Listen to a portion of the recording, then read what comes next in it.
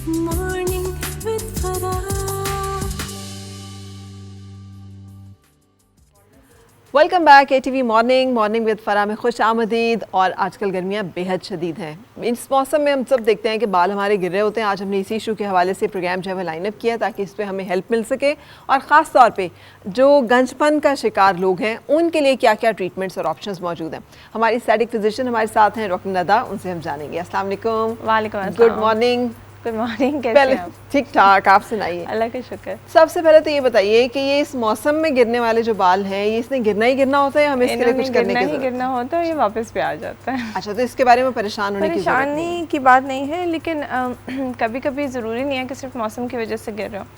It could be कि आप में कोई विटामिन डेफिशिएंसीज हैं, जैसे विटामिन D3 की डेफिशिएंसी, आयरन की डेफिशिएंसी, जिंक डेफिशिएंसी से भी बाल गिरता है, तो वो भी वर्कअप करना ज़रूरी होता है। यानी जिन लोगों के बाल गिर रहे हैं उनको एक ब्लड टेस्ट करवाना चाहिए जिसमें उनके आयरन, अच्छा ब्लड CP करा लें। फिर आयरन का टेस्ट उसमें हो जाता है। सीरम फेरेटिन होता है जो टोटल आपके आयरन रिजर्व्स बॉडी के पता चलते हैं उसमें।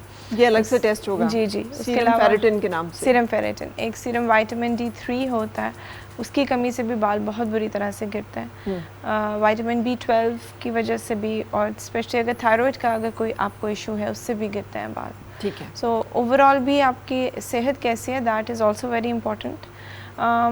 दूसरा, फिर आप बालों का क्या हाल करते हैं वो भी बहुत मैटर करता है। इसका क्या मतलब हुआ? मतलब ये कि आप उसका ख्याल कैसे करते हैं। अगर बहुत ज़्यादा केमिकली ट्रीट करते हैं बालों को, केराटिन वगैरह कराते हैं, एक्सटेंसो कराते हैं, बलियाज कराते हैं, से बहुत बाल वीक होते हैं और ख़राब होता है। So you need to also take care of that. उन चीज़ों का भी ख्याल रखना चाहिए। और कलर्स जैसे हम कर रहे होते हैं, कलर्स तो खैर करने बोर हो गए हैं हम कलर्स से, अब हमारा कलर चेंज कर दिया जाए तो वो ये भी तो बहुत स्पेशली जो एशेस में जाते हैं ना बाल, उसमें बहुत तेज़ ब्लीच लगती है, तो उससे बाल बहुत डैमेज होता है। सो करवाएं, ज़रूर कलर कराएं, but to a certain limit, इतना नहीं कि आपके बाल बिल्कुल डैमेज हो जाए। इसके साथ डाइट बहुत ज़रूरी होती है आपकी। What you eating, protein content ज़रा ज़्यादा अच्छा होना चाहिए उसमें, एंड एंटीऑक्सीडेंट फूड्स जैसे फ्रूट्स एंड वेजिटेबल्स होती हैं उसकी मिकदार अच्छी होनी चाहिए। तो एक बैलेंस डाइट आप लें, healthy lifestyle, obviously sleeping on time. मैं बार बार यही कहती हूँ कि टाइम पे सोना बहुत ज़रूरी होता है।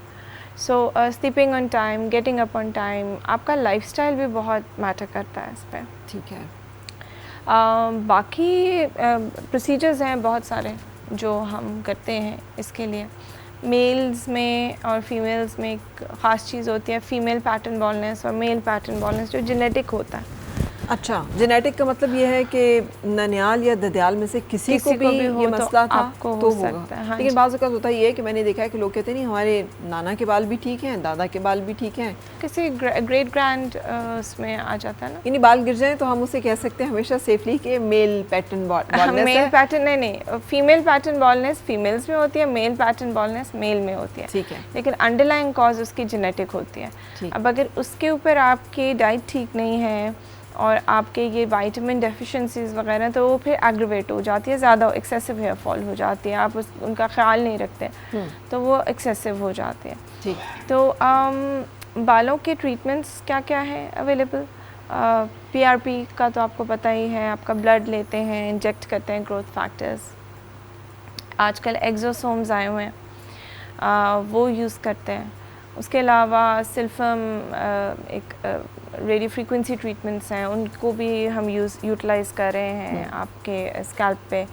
उसके अलावा वी आल्सो डूइंग थ्रेड्स, और अभी कोई लेटेस्ट रिसर्च आई है threads for hair growth, right, mono threads का। Okay.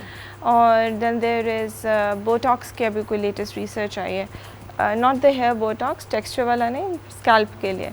ठीक है, that also stimulates it in some way, लेकिन दैट स्टिल अंडर रिसर्च। तो जैसे हमने एक्सोसोम्स के बारे में एक सीरीज ऑफ प्रोग्राम किया और डिटेल में डिस्कस किया जी जी। तो आपके ख्याल में अब इनमें से किसको किस प्रोसीजर पे जाना चाहिए, इसका तयन जो है वो डॉक्टर को देख के करना चाहिए या पेशेंट खुद भी रिसर्च कर ले तो उसे मालूम होगा? खुद भी रिसर्च करें, लेकिन ऑब्वियसली जब आपको मेडिकल बैकग्राउंड नॉलेज इतना नहीं है तो आप एक इंटेलिजेंट जिसको कहते हैं ना, अपने लिए एक डिसीजन नहीं ले सकते ना, that's what the doctors are for.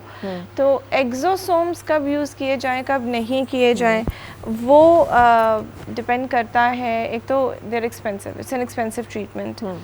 तो वो फिर आपके बालों की जितनी फॉल है उसके मुताबिक भी हम देखते हैं कि वो आया काम करेंगे कि नहीं। सबसे बड़ी ड्रॉबैक इसकी है, इसकी जो प्राइस है ये थोड़ी ज़्यादा है। अभी कुछ प्राइस ज़्यादा है और रिजल्ट्स अभी not 100%। Some respond very well and some don't. अभी कुछ आए हैं एक्सोसोम्स जिसके वन टाइम एक ट्रीटमेंट होता है और उसके बाद एवरी 6 मंथ्स आपने उसको कंटिन्यू करना होता है, तो उससे बाल आपके काफ़ी अच्छे हो जाते हैं। लेकिन देन अगैन इट्स समथिंग कि हर 2-3-4 महीने बाद एक नया आ जाता है इसमें, तो इट्स स्टिल इवॉल्विंग बेसिकली। अच्छा, अब combination of all of these कितना हेल्पफुल हो सकता है और किस स्टेज के लोगों को हो सकता है? बाजू का हेयर फॉल इतना हो चुका होता है, अगर हम प्रोटीन के हवाले से बात करें तो बिल्कुल थिनिंग हो चुकी होती है बालों में, क्या उसको भी वापस लाया जा सकता है? क्या दोबारा से एक नॉर्मल जिसे कहते हैं फुल हेड आपको एक फील मिल सकता है? जी नहीं, वो जो आपके बालों के फॉलिकल्स जो डेड हो गए ना, वो रिवाइव जनरली नहीं होते, उसमें फिर you should go for a hair transplant. ठीक। लेकिन अगर आपके बाल जैसे गिर रहे हैं, there in the process of falling, अभी हल्की सी थिनिंग स्टार्ट हुई है या अगर मॉडरेट थिनिंग भी है, तो उस वक्त you can help the hair follicle या बालों को की ग्रोथ को उस टाइम पे आप हेल्प आउट कर सकते हो विद दीज ट्रीटमेंट्स। लेकिन बिल्कुल जैसे होता है ना कि थोड़े से पीछे बाल रह गए, यहाँ से बिल्कुल आप बॉल्ड हो जाते हो, तो उसमें फिर hair transplant is the better option, वो भी प्रोवाइडेड कि आपका डोनर एरिया अच्छा है तो। ठीक है, लेकिन अब जैसे जो हमारे लोग देख रहे हैं इस वक्त, उनको आप क्या रेकमेंड करेंगी कि इस मौसम के बालों के लिए तो परेशान नहीं हो, इसको तो बालों को साफ रखें, हाइजीनिकली मेंटेन करें, अपने डाइट का बताया, कुछ डेफिशिएंसीज हैं उनको आप रूल आउट कर लें, और उसके साथ छोटे जो प्रोसीजर्स हैं जैसे पीआरपी है, they can definitely do it. आप पीआरपी बालों को मेंटेन करने के लिए भी कर सकते हो, ज़रूरी नहीं है कि आपके बाल गिरो आप पीआरपी कराओ। आप पीआरपी इसलिए भी करा सकते हैं क्योंकि आप हेल्दी है, you want to maintain it. ठीक है, उसके अलावा पीआरपीज़ हैं, पीआरएफ है एक ट्रीटमेंट जो मॉडिफाइड पीआरपी एक तरह से आप कह लें, वो है, वो हम कर सकते हैं। इसके अलावा मैंने बताया थ्रेड्स वगैरह भी, मोनो थ्रेड्स वगैरह भी मोनो थ्रेड्स डलना शुरू हो गए हमारे यहाँ पर और इसमें यूज़ हो रहे हैं। हो रहे हैं। किस तरह के पेशेंट्स के ऊपर जो हम सोचेंगे कि मोनो थ्रेड्स के जरिए ऊपर जिनका भी फॉलिकल ख़त्म नहीं हुआ, जिनके फॉलिकल्स ख़त्म हो रहे हैं, उस जिनके नया हेयर फॉल है और अभी इतना ज़्यादा टाइम नहीं गुजरा, इतना या अगर गुजरा भी है तो बहुत ज़्यादा बाल नहीं गिरे, ठीक है, और अभी थोड़ा फॉलिकल्स बाकी हैं, तो उनको आप मोनो थ्रेड्स के कहते हैं जी। एंड सिल्फम का जो ट्रीटमेंट है ये किन लोगों के लिए मौसर होगा? वो भी ऐसे ही लोगों के लिए। एक्चुअली हम लोग कंबाइन करते हैं ट्रीटमेंट, जैसे सिल्फम को हम पीआरपी के साथ एक पैकेज में कंबाइन करके कर लिया। सिल्फम के ट्रीटमेंट्स रहे, एक सेशन थ्रेड्स का किया, थ्रेड्स फिर आपको आफ्टर 6 मंथ्स या 8 मंथ्स रिपीट करने होते हैं, तो उसके साथ पीआरपी कर ली, एक्सोसोम्स और पीआरपी का कॉम्बिनेशन कर लिया, so it's a lot of combinations together. एक जो रेगुलर जैसे एक महीने में जिन लोगों को हेयर फॉल का प्रॉब्लम है, उनको अपने बालों के लिए कितने ट्रीटमेंट्स जो हैं वो करवाने चाहिए? 1 मंथ है ये ट्रीटमेंट। अगर आप प्रोसीजर में जाते हैं तो 1 मंथ है। उसके साथ कुछ सिरम्स होते हैं, हेयर ग्रोथ सिरम, जो आप लगा सकते हैं, and then there are some tablets जो आप ले सकती हैं स्किन, हेयर एंड नेल्स के लिए। तो काफ़ी सारी चीज़ें हैं, लेकिन आपने जब भी ट्रीटमेंट कराना है तो आपने इन सारी चीज़ों को साथ लेके चलना है। ये नहीं कि सिर्फ अगर प्रोसीजर करा लिया तो सिरम्स क्यों लगाएं, it is just something that maintains the result. ठीक है, बेसिकली बिल्कुल सही। Thank you so much doctor Munna, अब साथ रही और हमने आज बालों के हवाले से कुछ इन्फॉर्मेशन शेयर की है। हम एक ब्रेक के लिए रुक रहे हैं, और ब्रेक के बाद आपसे मुलाकात होगी मेहमानों के साथ। और मिलके गुनगुनाए हैं गुमशुदा जो खुशियाँ।